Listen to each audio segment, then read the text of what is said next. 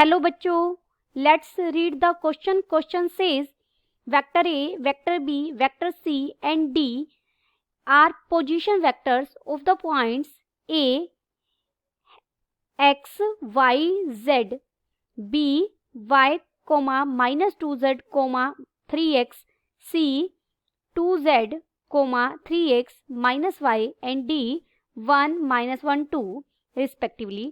If magnitude of vector A is equal to 2 square root 3 and angle between vector A and B is equal to angle between vector A and C and angle between A and D is equal to 0 and angle A between J cap is negative, find x, y, z.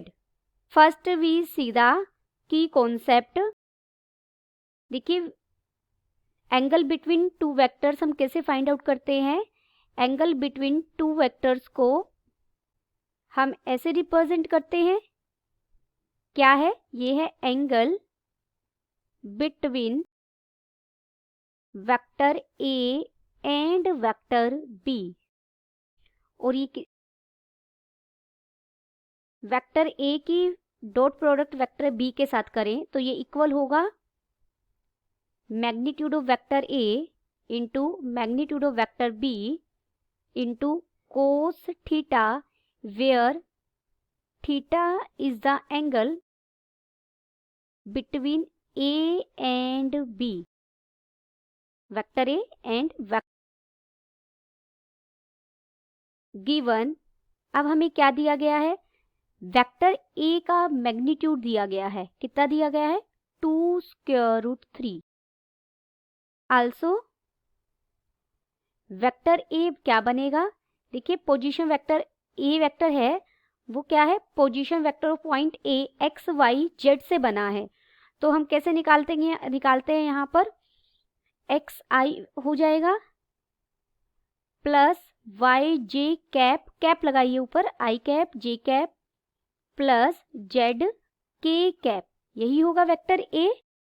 Therefore x square plus y square plus z square and square root of this is equal to 2 square root 3 हो जाएगा. Date is, इसे मैं लिख सकती हूँ x square plus y square plus z square. हमने magnitude निकाला है वेक्टर ए का बस और स्क्वायर कर दिया दोनों तरफ तो इधर 12 हो गया. This is my equation first. हमें दिया गया है angle between A and D क्या है? 0. इसका मतलब क्या है? ये वेक्टर्स कैसे हैं? Perpendicular. Since angle between A, vector A और vector D is equal to 0, this implies vector A is perpendicular to vector D. दोनों परपेंडिकुलर होंगे. अगर दो वेक्टर परपेंडिकुलर हो तो उनकी डॉट प्रोडक्ट ऑलवेज 0 के इक्वल होती है. यानी वेक्टर ए और वेक्टर डी की डॉट प्रोडक्ट क्या होगी? 0 के इक्वल होगी. दिस इंप्लाइज देखिए वेक्टर ए क्या है? एक्स आई cap plus y j cap plus z के कैप और dot product D position vector है डी पॉइंट का. जो ये डी पॉइंट है यहां से बन जाएगा आई माइनस जे आई कैप माइनस जे कैप प्लस 2 के कैप इज इक्वल टू 0.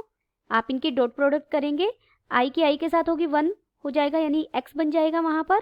जे की जे वाले के साथ होकर 1 बनेगा तो माइनस वाई बन जाएगा plus 2z is equal to 0. ये हमें इक्वेशन सेकंड मिली है. आल्सो अब हम थर्ड कंडीशन का यूज करेंगे. हमें थर्ड क्या दिया गया है? वेक्टर ए और वेक्टर बी के बीच में जो एंगल है वही एंगल है वेक्टर ए और वेक्टर सी के बीच में. Angle between A and B, vector A and B is equal to angle between vector A and C. Therefore दोनों के बीच में मान लीजिए यहाँ भी थीटा एंगल है ए और बी के बीच में.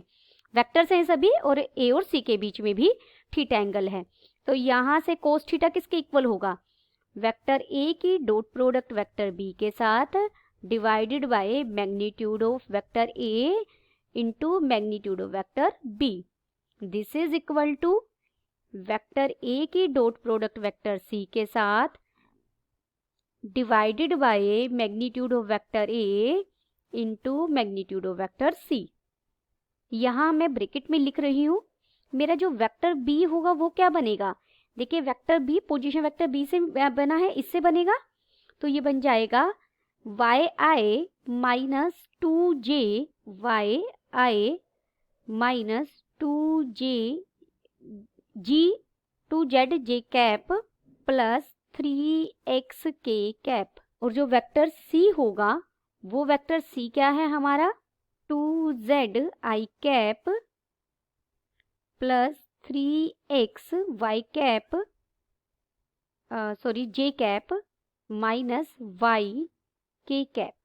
अब दोनों का मैग्नीट्यूड इक्वल आएगा, सिंस आप निकालिए magnitude of vector b is equal to magnitude of vector c is equal to क्या हो जाएगा, और मैग्नीट्यूड स्क्वायर रूट ऑफ, ये घूम फिर के बनेगा 9x स्क्वायर, सोल्व करेंगे आप y square plus 4z square.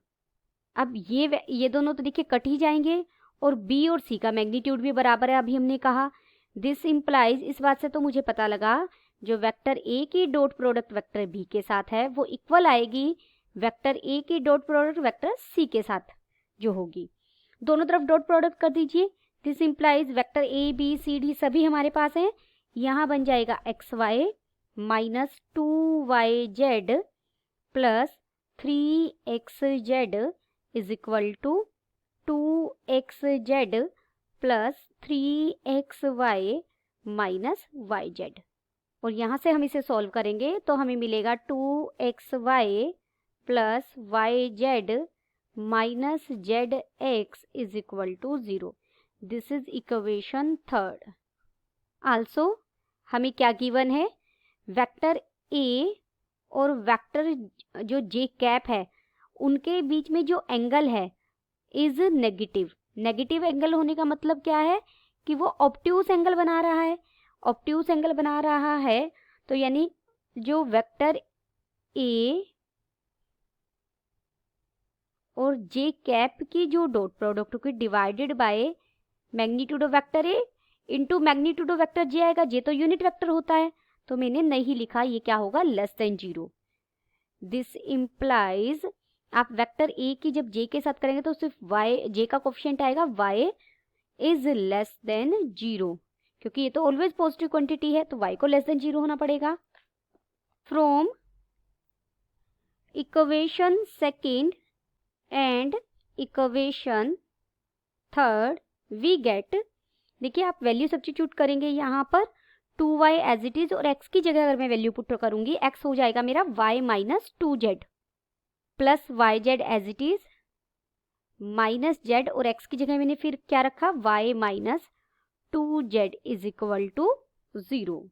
यहाँ से बन जाएगा 2y square minus 4yz plus yz minus yz और plus 2z square is equal to 0। ये से कट जाएगा, 2 अगर हम पूरे से कॉमन ले ले तो ये बन जाएगा y square plus z square minus 2yz is equal to 0। This implies ये बन गया y माइनस z का whole square is equal to 0। This implies यहाँ से मुझे क्या पता लगा, y किसके इक्वल हो जाएगा z के, और y को जैसे ही मैं z के इक्वल रखूंगी इक्वेशन सेकेंड में, दिस इम्प्लाइज यहाँ से मुझे x भी मिल जाएगा माइनस z। x और y z के टर्म में हमें मिल गए हैं। अब हमें क्या फाइंड आउट करना है, z। फ्रॉम फर्स्ट, आप फ्रॉम फर्स्ट में पुट कर दीजिए, x को भी हमने पुट किया माइनस z तो ये बन जाएगा z स्क्वायर, y को भी z रखा तो z स्क्वायर और z तो z था ही तो ये z स्क्वायर था ही इज इक्वल टू 12। यहाँ से मुझे z स्क्वायर मिल गया 4 के इक्वल। दिस इम्प्लाइज यहाँ से z मिल गया प्लस माइनस 2 के इक्वल।